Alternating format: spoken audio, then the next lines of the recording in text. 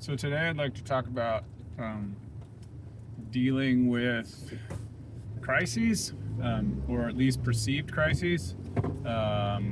So, and some of the strategies that I use that have been really effective. One being, I'm actually work through probability scenarios with ChatGPT. Another being this idea of something is always better than nothing. And then there's a third one which I'm not remembering as we go through these, just on the fly talks. So I'm going to outline the problems I'm dealing with right now, so we can kind of relate to how I'm working through them with these things. So it's no surprise to those of you who've listened to me for a while that I'm deeply concerned with the eroding of the separations of power in America, and that one thing I don't know if I've talked about too publicly is that over the years I've come to a firm belief that there is no separation between psychology and politics. And then another firm belief that I've come over the years of having to extricate myself from relationships with borderline narcissists and passive-aggressive narcissists is that people in that realm will broadcast. They'll tell you what they're going to do, and we just don't listen. So it's pretty clear to me that Donald Trump is going to try to stay in the presidency past his second term. Now stuff like that is already starting to happen. So this would be the total breakdown of American democracy, the two-term presidential system that we've had since the beginning. People are a little bit got their head in the sand about that. So that's one that's in my space. If you're on the other side of the political spectrum, well, you can just stop watching. The other one is, my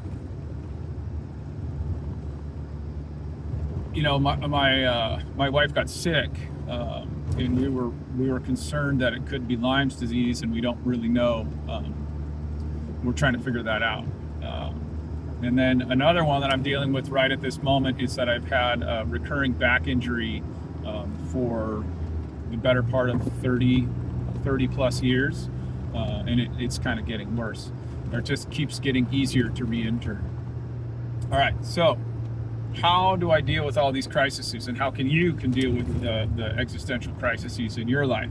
So I'm going to just start with the way that I believe we're in America at an existential threat to democracy right now. I want to be really clear that it's not just Donald Trump. It's a lot of forces that have sort of all come together, including the rise of social media, and the reduction and separation of more objective sources of information, and a lot more misinformation, all just swirled together. So as I thought about that, my life has been one of creating an alternative life in the country, in the permaculture style, living in harmony with nature, and not really wanting to live too much by the rules of modern civilization, but to create my own sustainable, thriving future that is connected to this world as much or as little, to this economy as much or as little as is consistent with my values. So, for example, this morning, and one note of full disclosure is that I pay for ChatGPT Plus, which gives me a higher bandwidth of their AI reasoning models, and it also it gives me more of a consistent thread. So this morning I opened up a thread, and here's the thing. We tend to sit as human beings no matter what problem you're facing, you go to the worst part of that problem. So let's say, my fear is that we're going to lose democracy in America. So then, in a cognitive behavioral situation, what you would say is, well, like, what then? Or even in a stoic line of reasoning, you would say, well, what then? So basically, I outlined a question with ChatGPT of what would happen. I actually asked it to give me a probability scenario of the top 5 scenarios of what could happen if we become effectively a one-party state in which Trump and this sort of ideology rules, and then the other ideology is completely suppressed, and there's no room for dissent. And I laid that all out for ChatGPT to give me some feedback. It might be kind of interesting to read it to you, although no, I don't think I can read it to you while I'm filming at the same time. But it was super rad. And another thing to keep in mind is when you're using ChatGPT, there's 2 sections which I think you should look at. One is there's a summary section, not a summary. There's 2 sections. There's one where you can tell it what about yourself, and there's one where you can tell it how you want it to respond. And you want to be real specific in those things. So in those areas, I would tell it my back values, and I tell it my specific goals. So it knows that I'm into regenerative living. It knows that I'm into permaculture, and it knows that I believe in circular economies, and it knows that I value democracy, and it knows that I study the works of Joseph Campbell and Werner Erhard, and believe in the political movements of Gandhi, and all these other things. And so when it answers for me, it answers inside of my current value system, which I've already laid out for it. And then I also I asked it to lay out my answers. I'm pretty sure I did this in keeping in mind the biggest cognitive biases that people tend to fall into. So when you're using ChatGPT to answer questions, the things you need to keep in mind is you want to do one, you want to give it probability scenarios. You want to say, give me a probability analysis. So I'm going to jump off of the, well, let me stick on the existential crisis of America. So I'm really trying to figure out, like, do I continue to build a future in America, even if it devolves into a one-party state with the suppression of freedom of speech, which is exactly what's happening. Anyone who dissents from the narrative of which the current administration promotes is in danger of going to jail or being deported, or all kinds of crazy shit like that. Excuse my language. So what I did was I asked it to lay out the scenarios of what could happen. And it laid out, to give 5 scenarios, one in which there's, a more of an authoritarian style regime, authoritarian light, oligarchy, one in which, California basically seceded from the nation and the conflict between California and the feds. And then in each one, it laid out possible scenarios, and I've trained it to do this. It laid out possible plans for me to do. So I'm going to try to go over and read some. It doesn't look like I can film and read the thing that Chatty sent me at the same time. Oh my.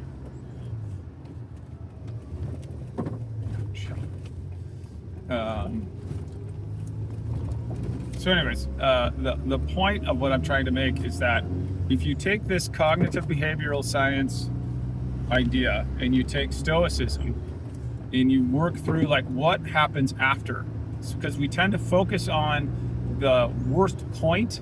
So the worst point is oh my God, we lose democracy and market values crash in California. There's a mass exodus of brain and talent, and then the people who are aligned with this administration start to run the levers of power, and anything that's counter to that idea gets suppressed. So we tend to focus on. So for me, that's what I would focus on. So instead, it laid out these 5 scenarios and laid out like what I could do. And there was all these positive things that I could do. Like I could start an underground movement. I could be working more on my eco homestead prepping and, get off the grid. And there was just tons of cool stuff that it came up with. And what I love about that is that it takes me out of that sort of crisis, stress, cortisol mode and puts me in a proactive mode. For example, so the health issues that I've been dealing with is I've been dealing with hypoglycemia, pre-diabetic, sugar crashes, and my back. God, I've had so many health issues lately. My lower back has been going out. I have a hiatal hernia, so I've been dealing with like how to deal with that. And so each one of these, I'll go through, and this is key if you're using AI to help you solve problems. Maybe I'll just stick with AI on this talk. If you're using AI to solve problems, you got to think of it as a dialogue partner. So you always want to challenge it. If you don't think it's got something right, then challenge it. And it might be like, oh yeah, you're right, I got that wrong, because it's like your partner in thinking. It's not the one you should just listen to. It sort of helps you think through things. But the great thing about it is that it doesn't have an ego, so it doesn't have to prove that it's right because it needs to be right. That's a human trait, which is so nice to not have to deal with when you're dealing with AI. Now, some people will tell you like, oh, they're biased, they're programmed by the whoever it is, and that's actually true. But in responding to you, they don't have to prove that they're right in the way that a human does, because you often get the wrong answer from a human just because they need to prove that they're right. So that's the beauty of interacting with AI. So as I'm working through, let's say, for example, with my blood sugar, I kept giving it. Actually, let's back up. Let me go to my hiatal hernia, because my hiatal hernia was causing all kinds of problems. I couldn't understand what was going on. It sort of was mimicking heart attack, and then it would mimic inflammation. It would mimic all kinds of stuff. So I opened up one thread, titled it like chest pain evaluation, and then I kept asking ChatGPT to give me probability scenarios of what was causing what I was experiencing, and then I would update it. Like the next day, I was like, okay, well, last night I ate, pineapple and cinnamon toast, and 1 hour before bed, and then I had chest pain in the night, and then it would give me probability scenarios, and I would ask it to give me the probability scenarios with a number attached, and then I'd give it a new piece of information, and then it would change those numbers. So that's not the one I'm going to. That's the wrong road. Just a little farther down here is where I'm going. So in any case, what's so great about that is that you get out of. Here's another principle. When you're dealing with a crisis, you want to move to probability statistical scenario analysis, because too often when we're emotional beings, and this is another key principle. You have to stop thinking that you're rational and realize that you are primarily an emotional being. Feelings are what drive you. I'm almost here, so I'm gonna have to wrap up. So if you want to come from the point of that all problems should be approached from a statistical probability place. I was just thinking about how my father's wife, her brother was big in statistics at Harvard, and he kind of did this whole thing with baseball, and that helped them sort of pick better players and stuff because he focused on statistics and not emotions. So when you're working through a problem, focus on statistics. Use ChatGPT or the other AI forms to give you statistical analysis of your problems. I like to use 5, like give it my top 5 things that I could be dealing with. And then also, when you're dealing with the problems, I arrived where I'm supposed to be, so my mind got a little distracted here. And then have it give you scenarios past the crisis point, because that will help ground you and relax you. And then I'm just going to mention again that something is always better than nothing. So that's another thing to keep momentum going when you're feeling stuck. You just do one little tiny thing, and it works every single time. Like whenever you hear yourself, give yourself the thought like, I don't have time. That's literally the time that you stop and do something, anything. anything, whether it's like cleaning up your desk a little bit or opening up a file that you have to write for 6 hours with. If you just did that one thing, it's better than nothing. That's I in our house we have this rule. You almost always is almost never, almost always and never are almost never true. But in the case of something is always better than nothing, that's one of those times when, I mean, I guess there could be a situation where it's not helpful, but almost always something is better than nothing. Hope that's helpful. Have a wonderful